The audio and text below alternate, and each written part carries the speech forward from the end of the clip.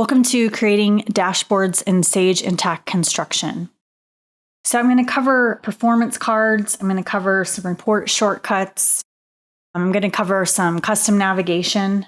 So some ways to get into your menu up here without using the menu, and how to play with the layout in here to get it to be in sections the way that you'd like it. Okay, also the filters up here, we'll cover that as well. Okay, so first of all, to create a brand new dashboard, I'm going to navigate here to my dashboards menu, and I'm going to click the plus sign here. And we'll just give it a name.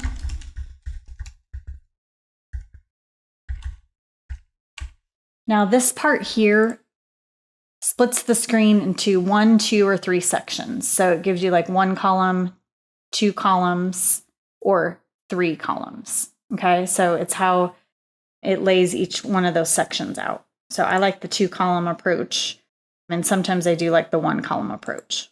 Okay, so we'll go over that and what that looks like. And then if you want the width of your columns to be flexible or not with the width, what kind of color you might want. And in some cases here, you can use the grouping. So if you want to group your dashboards into a group, for example, like this one, you can create a group. Okay, so it's just a menu grouping. So I save this. Okay, now you can see the dashboard that's created. So we're going to hit View Components here. So the components of a dashboard are what make up the different sections. So on the one I was showing earlier, this one is laid out with the 1-column approach. So there is no split of the screen. So the whole section right here, this is a section. This project overview is another component or section. And it doesn't cut off in the middle of the screen or a third of the screen. It's all 1 column or 1 width of the screen. Okay. So on my blank one,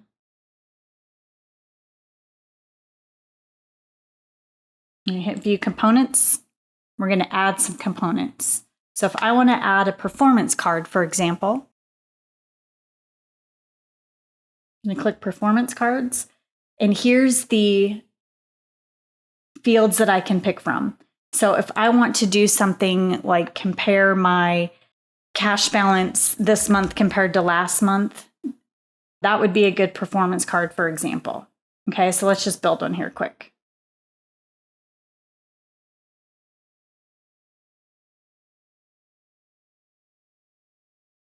So I can see my different reporting periods. So I want the current month.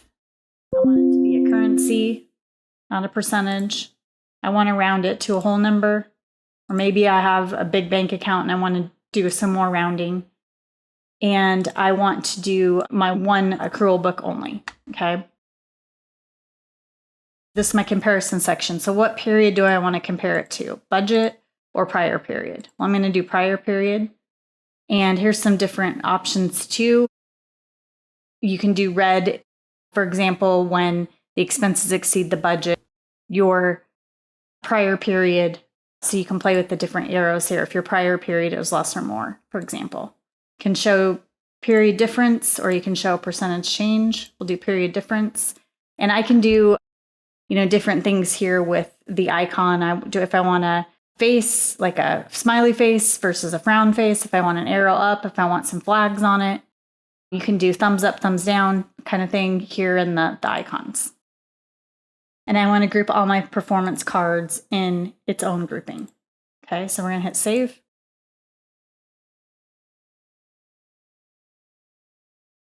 And now you can see this performance card. Okay, so if I want to edit this one performance card, I click the little gear icon here.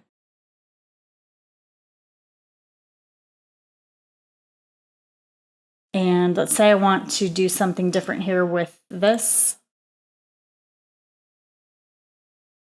Okay, so you can just see your different changes that are made. You can also do your prior period comparison change or budget change, for example.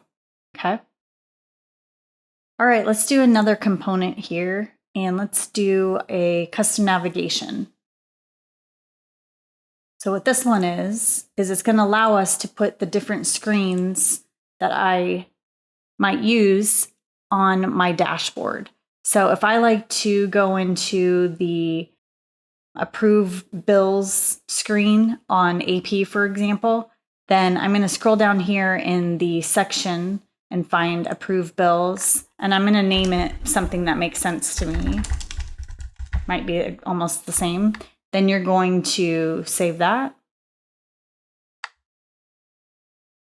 And you can see my link here. If I click that, it'll take me right to my approve bills screen.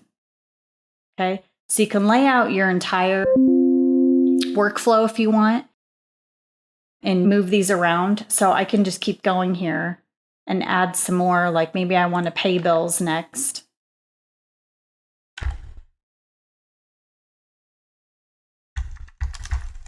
And then maybe I want to print checks, etc. Then I can add all of my links here that I might do in a day. I could have a separate one for separate whole component section for my monthly, for different tasks that I do. You can then come in here and move them around. So I can click here, move it up here if I want. And now it'll move that over here. Okay. So really nice functionality to be able to do your common tasks right here on your dashboard. Okay, so now let's talk about some shortcuts that we can add to the dashboard as well. Okay, so we're going to put a report shortcut on here. So we're going to pick the component type report. And notice my financial report is the report source here. Okay, so I can do a financial report or a memorized report. So if you look over here on the financial reports in the report center, these are the reports that are going to be available in the dropdown. Okay. So if I toggle back over there to that screen, you can see here, backlog report, for example, should be at the top here, and the various financials here. Okay, so you can pick, we'll do that one.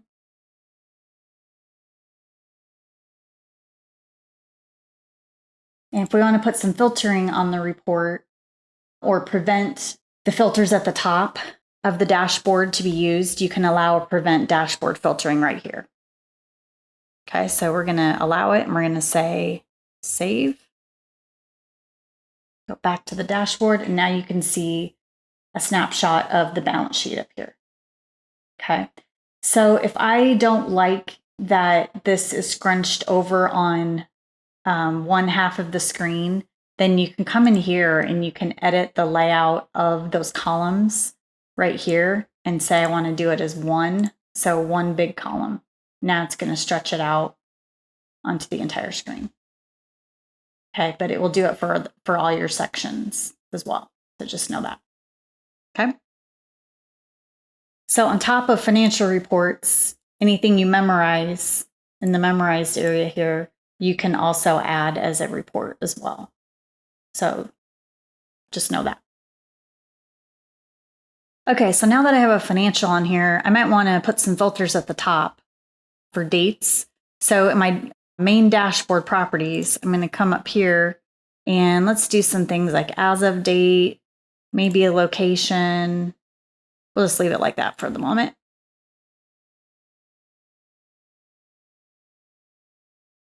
So if I come up here and put in a different date, for example, and click apply, and see my financial report adjusted to the dates and my performance card as well. Okay, so anything that has a date filter on it will adjust the entire dashboard. Okay, you can also do some locational filtering and the other options in here as well, like departments, some projects, customers, vendors, employees, classes, and items. Okay, so just at the high level here with this settings cog, you can do some filtering and set your filters up here.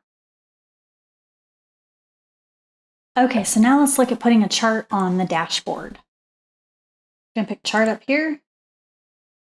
And you notice I've got financial charts, memorized chart. Again, same premise. I'm going to go over here and show you where the charts are stored for those. And you do have to create those charts ahead of time to be able to pick them here to put them on the dashboard. Okay, so let's navigate over here to the reports area, and we're going to look at financial graphs. Okay, so you can see all the graphs here that I've got that are financial graphs. There are also memorized graphs as well. Okay, so let's just look at this one, for example. We're going to hit View Graph. Okay, so this is what it's going to look like when it comes on to the dashboard. It won't be as big as this, but this is what this graph will look like, this chart. So if you go into here in the financial graphs area, you will create the graph here first and go through these different fields, save it, and then it will be available to be added to your dashboard. Okay, so let's get that added.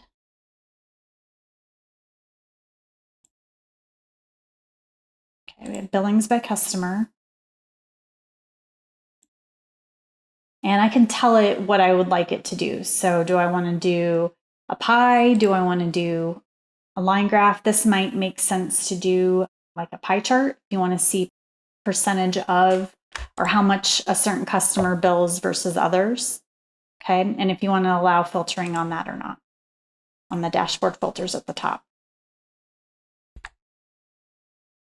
And now we have our billings by customer pie chart loaded right here. Okay, some other components I want to cover. I'm not going to go through each component. I'm just going to go through the ones that are commonly used and ones that are nice to implement here. So if I have an outside payroll, or let's say I have a human resource website I use outside of Intacct, I could come in here and put that website link right here. And I'm just going to do a website here, but